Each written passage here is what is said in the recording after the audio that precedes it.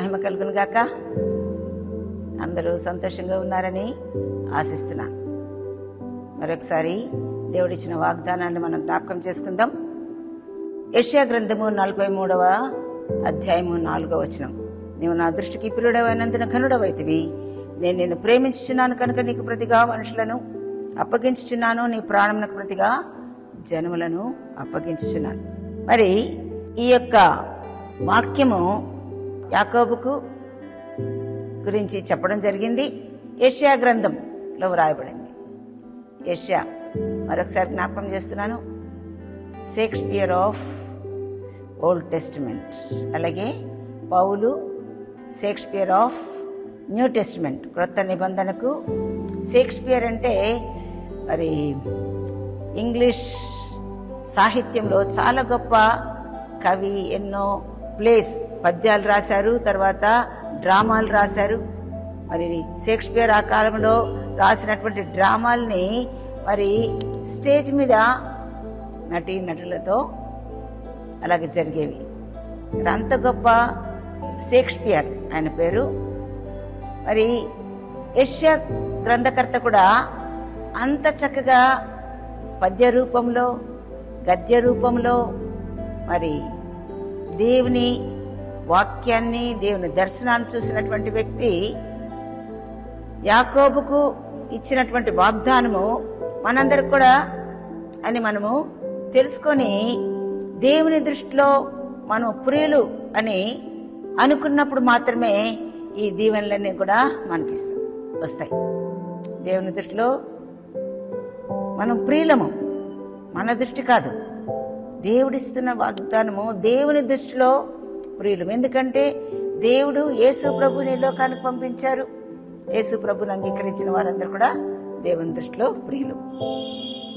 మరి నీకు ప్రతిగా మనుషులను ఇస్తానంటారు. నేను నిన్ను ప్రేమిస్తున్నాను. దేవుని ప్రేమను తెలుసుకుంటేనే మనము దేవుని కొరకు సేవ చేయగలం. మనకు ప్రతిగా మనుషులను ఇస్తారు. మన సంఘానికి ప్రజలను పంపిస్తారు. మరి ప్రాణంకు ప్రతిగా జనములను అప్పగిస్తానంటున్నారు. అప్పగించడం అంటే మన అనేకులను మన జీవితకాలం అంతా కూడా సేవ చేస్తూ మరి దేవుని సేవ చేయాలన్నటువంటి ఇష్టం ఉన్నప్పుడు, ఎంత కష్టమైనా ఓర్చుకున్నప్పుడు, ఓర్పును పరీక్షించి ఓర్చుకున్నటువంటి యేసు ప్రభు వైపు చూసినప్పుడే మనకి ఈ యొక్క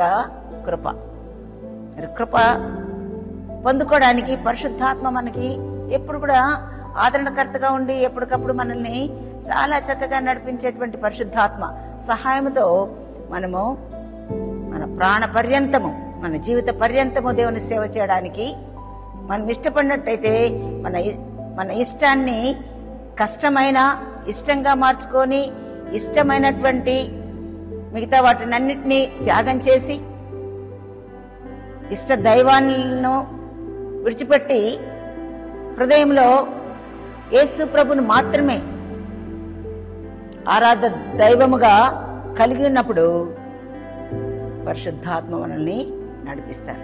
అలాగా ఇచ్చినటువంటి ప్రతి వాగ్దానం మన జీవితంలో నెరవేరుతుంది.